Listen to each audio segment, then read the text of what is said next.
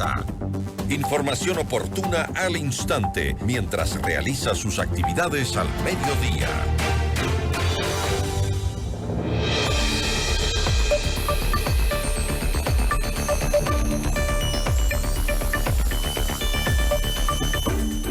Subir aportes del afiliado y patronal hasta el 30% y los años promedio para calcular pensión son algunas de las propuestas del Instituto Ecuatoriano de Seguridad Social para brindar sostenibilidad a este sistema. El IES necesita una urgente reactivación de recursos para no ahondar la crisis de seguridad social que tiene este país. La entrevista a la carta, en diálogo directo con los protagonistas de los hechos. Nos acompaña Patricia Borja, experta en seguridad social. Qué gusto. Gracias por estar con nosotros. Muy buenas tardes. Un saludo, Gisela. Muchísimas gracias por la invitación y un saludo para toda la audiencia. Muchísimas gracias. Analicemos un poco este tema y lo que planteó Eduardo Peña, presidente del IES. Él anunció que en un nuevo proyecto de ley se presentará este mismo año a la Asamblea Nacional y se espera tomar medidas para hacer sostenible al sistema de pensiones y al de salud. Entre las dos medidas mencionadas, que son parte de una propuesta más amplia y compleja, dijo que se busca incrementar los años de promedio para el cálculo de la pensión y, por otro lado, incrementar también el porcentaje de los aportes. Ahora bien, se había anunciado ya antes que el IES iba a brindar mayor facilidades, por ejemplo, a la aportación voluntaria por parte de los jóvenes, pero si existe ya una crisis en aumento, este tipo de decisiones o anuncios no desincentivan más aún a la ciudadanía y a los jóvenes a afiliarse al Seguro Social. Realmente lo que le puedo mencionar en un inicio es que tal como lo ha establecido la Corte Constitucional, primero en algunas sentencias, no se desconoce por una parte que en este ámbito de la seguridad social se pueda realizar ajustes a varios parámetros. Uno de estos parámetros se refiere a los porcentajes o tasas de cotización y en general a las condiciones o requisitos de acceso a las distintas prestaciones. Pero no es menos cierto que la Corte Constitucional también ha fijado varios parámetros. ¿Para qué? Para evitar márgenes de arbitrariedad y posibles afectaciones al derecho a la seguridad social. Y en este caso, uno de estos parámetros, y que siempre lo insisto en varios espacios, es que debe contar la institución, y si de hecho se va a presentar un proyecto de ley en materia de seguridad social en la Asamblea Nacional, pues se debe contar con estudios actuariales actualizados y específicos. ¿Y usted considera que estas propuestas están o no están enmarcadas en esto? Es lo que debería pasar, es el deber ser. Sin embargo, ayer en la entrevista que le realizaron en Teleamazonas al doctor Peña como presidente del Consejo Directivo del IES, solo señaló que es importante realizar un incremento de la aportación para garantizar la sostenibilidad de las jubilaciones.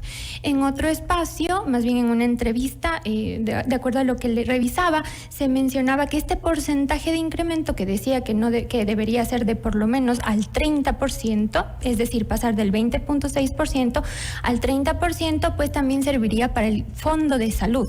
Pero no se conoce qué porcentaje sería destinado al Fondo de Salud, qué porcentaje al Fondo de Pensiones y, sobre todo, ¿cómo sería asumido este porcentaje de incremento? Porque hay que recordar que un porcentaje de ese 20.60% proviene del aporte personal y otro del aporte patronal como tal. Entonces, ¿quién va a asumir ese incremento? ¿El empleador? ¿El trabajador? ¿Será compartido el incremento? ¿Cómo se realizará estos planteamientos? Porque no se conocen mayores detalles. Supongamos que cae encima sobre el trabajador, que generalmente pasa, o por el mayor porcentaje, por lo menos al trabajador.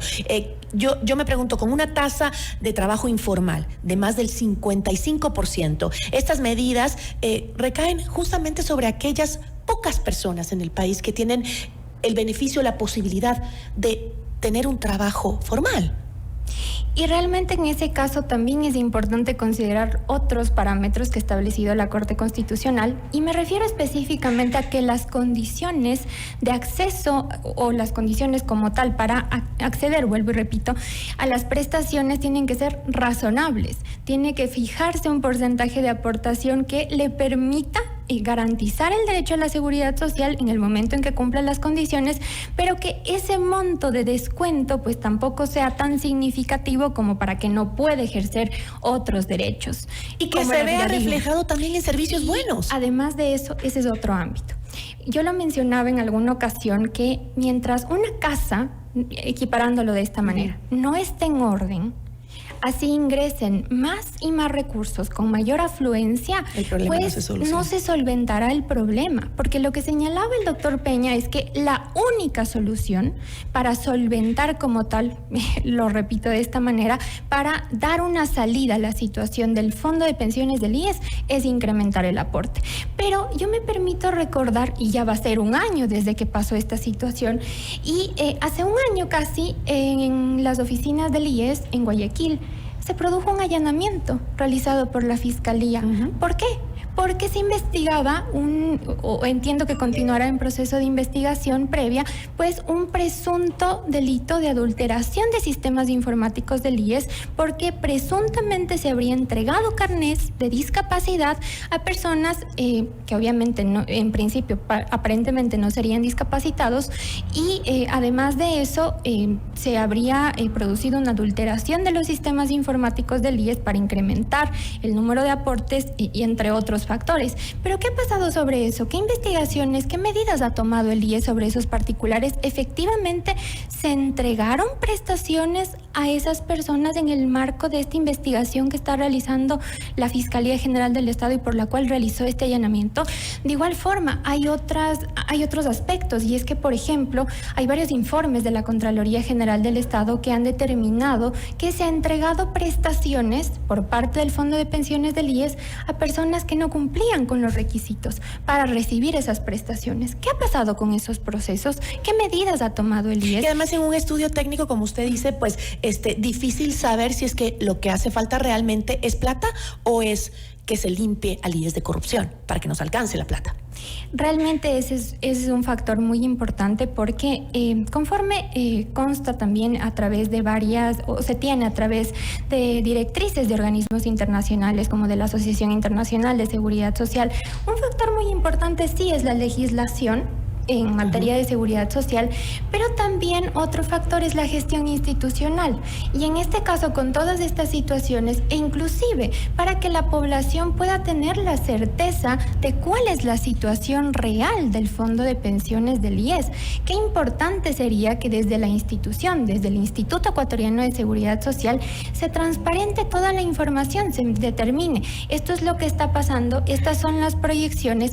Lo más actualizado que se conoce y que se puede obtener en la página web del IES son los estudios actuariales que tienen corte de diciembre de 2018, aun cuando, de conformidad con la normativa, los estudios actuariales se tienen que presentar cada 3 años, y estamos ya en el año 2024 y todavía ni siquiera se conoce un estudio actuarial posterior. Claro que la dirección actuarial debe tener información más actualizada, pero ¿por qué no transparentarlo a la ciudadanía para que pueda ser conocido? Y claro, se menciona o ha mencionado el doctor Peña que presentaría, o la finalidad sería presentar, entiendo que partiendo de la iniciativa legislativa como tal, pues entiendo que sería un proyecto de ley que pudiera ser presentado por el señor presidente de la República, pero en este caso la discusión tiene que ser muy amplia y para transparente. eso Totalmente, y para eso con los respectivos sustentos, para presentar a la población la situación real, porque no simplemente es cuestión de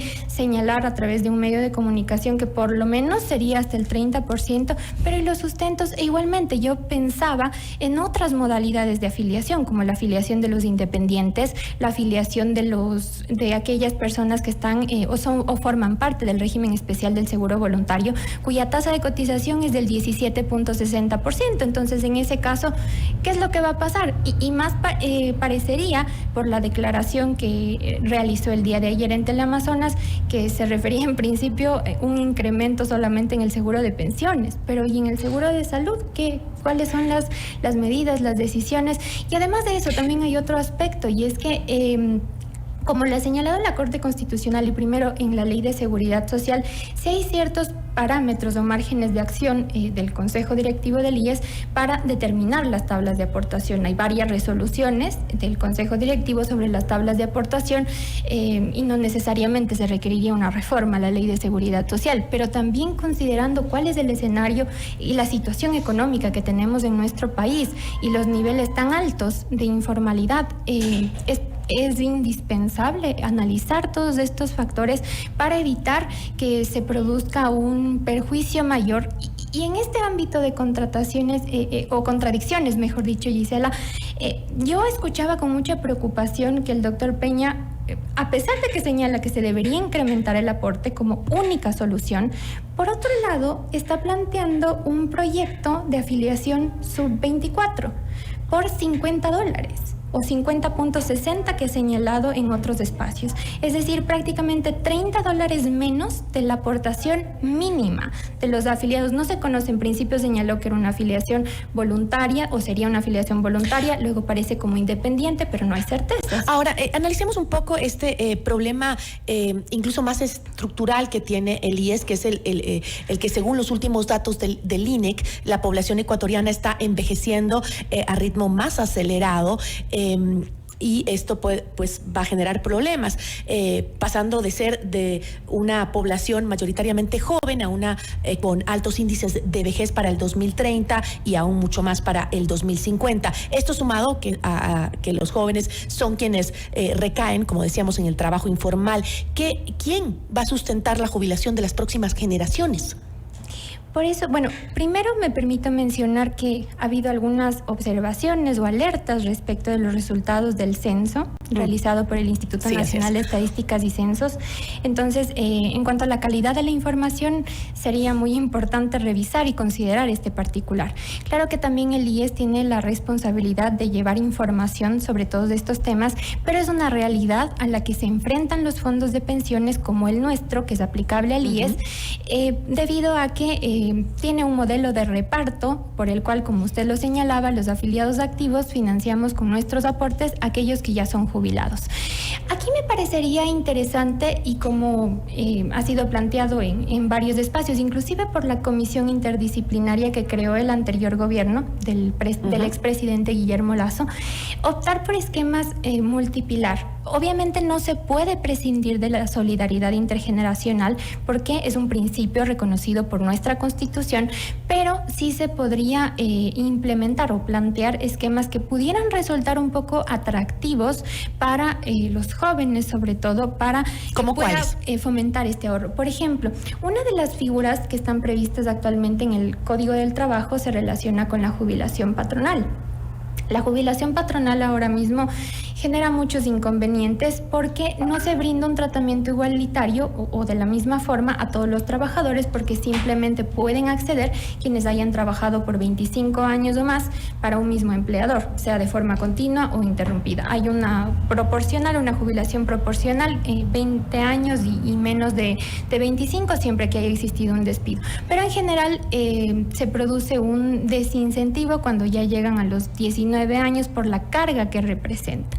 Entonces se podría modificar, y de hecho este es uno de los planteamientos que fueron tomados en cuenta por parte de esta comisión interdisciplinaria, en el sentido de modificar esta figura para que pase a ser más bien un fondo de ahorro al que puedan aportar tanto el empleador así como el asegurado para tener una cuenta individual como tal y que pueda hacer un ingreso adicional.